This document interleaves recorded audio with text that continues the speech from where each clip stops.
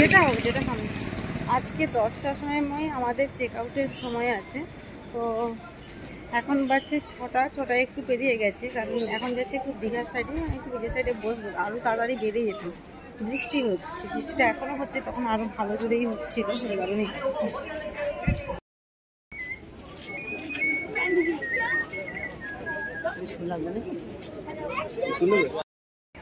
ভেবেছিলাম একটু নামবো সমুদ্রে দিয়ে, কিন্তু সমুদ্রের জল একদমই সামনে। এই জিনিস চা নিয়েছি, একটু চা খাই, লাল চা।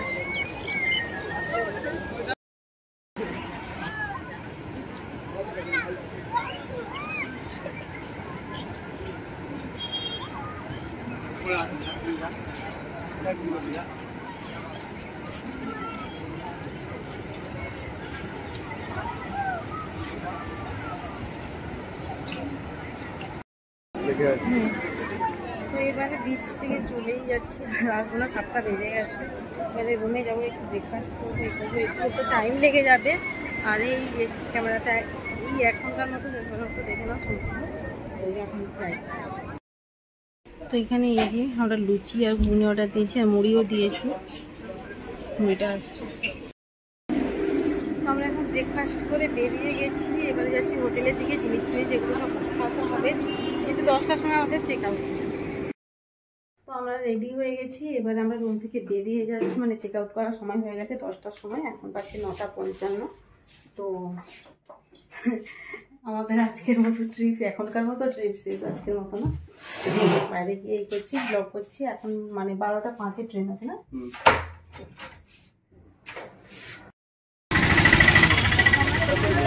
এখন যাচ্ছি স্টেশনের দিকে।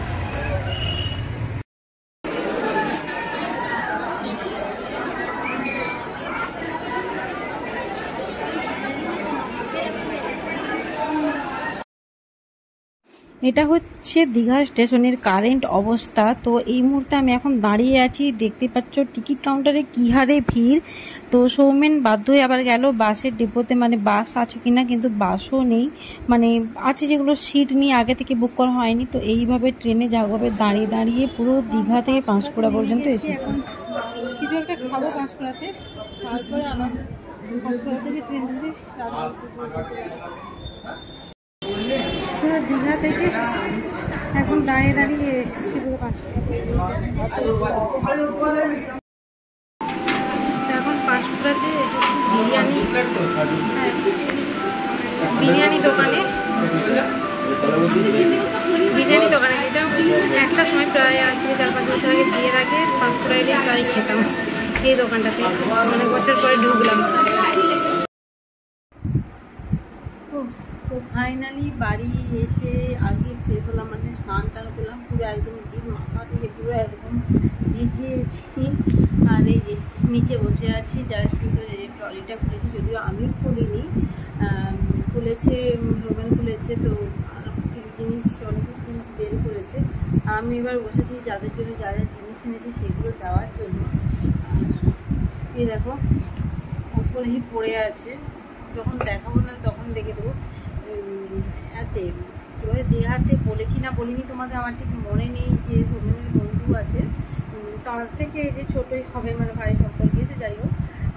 তো সে হঠাৎ করে জানি না আমার একটা গিফট দিয়েছে, একটা নেকলেস সেট।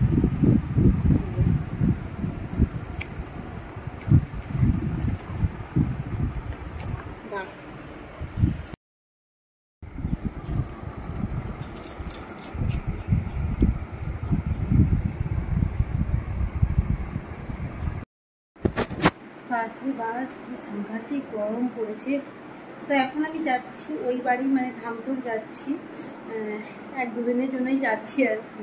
তো চলে আসবো আবার। তো এই দেখো ভিডিও অন করার কত সুবিধা, চার্জার নিতে ভুলে গেছিলাম, এক্ষুনি ভিডিওতে দেখলাম।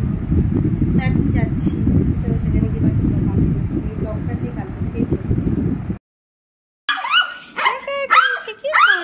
লাগানো তোমাকে গরম ধুয়ে বাড়ি এসছি, খুব ভালো যে নিচে ছিল, কোথা থেকে এত থেকে ছুটে এসছে, এই যে কেমন করছে। হ্যাঁ ও খোলো। বক্সগুলো দেখতে পাচ্ছ, এইগুলো 3টে নিয়েছিলাম আমার মায়ের আর বৌদি 3জনের জন্যে। আর এই একটা সুন্দর একটা ছেলে রাজা বোধহয় বলে এগুলোকে, তো এটা একটা নিয়েছি। আর বৌদির জন্য মানে আর নিয়েছিলাম আমি, আমার জন্য কোন 2টো নিয়েছি। কি নিয়েছি আমি আমারটা বাড়িতে গিয়ে পরে দেখিয়ে দেবো। আর বৌদির জন্য নিয়েছিলাম মানে 2টো কি বলে হরিণ। বৌদির জন্য না নিয়েছিলাম, এবার যে যেটা পছন্দ করে, বৌদিকে বলেছিলাম তোমার যেটা পছন্দ তুমি সেটা নিয়ে নাও, পিছনে বালতিতে গেছে, জাস্ট ইগনোর করো। তো এই আবার বৃষ্টি জোর আসছে, সকাল থেকে শুধু বৃষ্টি, মানে রাত থেকে বৃষ্টি হয়েই চলছে। এখন আমি আর মা যাচ্ছি আমার শ্বশুর বাড়িতে। তো আমার যেহেতু শরীরটা ভালো ছিল না সেই জন্য মা আমাকে ছাড়তে যাচ্ছে। তাছাড়া অম্বুবতীর বাজার যেটা মানে পৌঁছতে হয় কি নিয়ম আছে, তো ওটা দিতে যাচ্ছে। বাড়ি এসে গেছি, আর এসে এই যে সমস্ত জিনিসে দীঘা গেছিলাম, সমস্ত জিনিস মানে ধোয়া হয়ে রয়েছিল, এসে সমস্ত জিনিস পাঠ করলাম। আর ব্লগটা আমি আজকে এখানেই এন্ড করছি। ভালো লাগলো অবশ্যই লাইক কমেন্ট শেয়ার সাবস্ক্রাইব করে দেবে। তো চলো তোমার সাথে দেখা হচ্ছে নেক্সট অন্য একটি ব্লগে। তখন তোমরা সবাই ভালো থাকবে, সুস্থ থাকবে, সকলকে ভালো থাকবে। তখন টাটা বাই।